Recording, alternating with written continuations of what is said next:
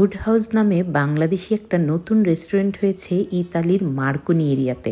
তো আমরা গতরাতে আমাদের দোকান অফ করে চলে গিয়েছিলাম এই রেস্টুরেন্টে ডিনার করতে।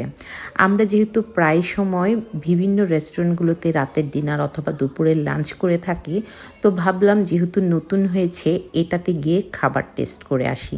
তো ভেতরে ঢোকে ভেতরের যে সুন্দর ডেকোরেশন আর পরিবেশটা দেখে খুবই ভালো লাগছিল। শুধু আমার না, যে কারোরই খুব অ্যাট্রাকটিভ লাগবে এখানকার পরিবেশটা।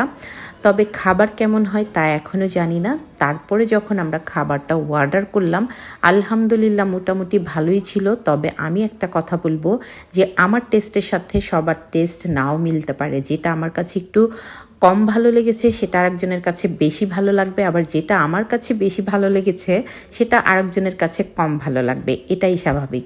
তো এখানে চিকেন তান্দুরি আর গরম গরম নান রুটি আর বিফ বিরিয়ানি আমরা অর্ডার করেছিলাম। আর যেহেতু আমরা সফট ড্রিঙ্কসটা অ্যাভয়েড করে চলি, সো সেটার আমরা অর্ডার করি নাই, আমরা নর্মাল ওয়াটার নিয়েছিলাম। তো আলহামদুলিল্লাহ আমার কাছে নতুন অবস্থায় বেশ ভালো লেগেছে খাবারের কোয়ালিটি এবং টেস্ট।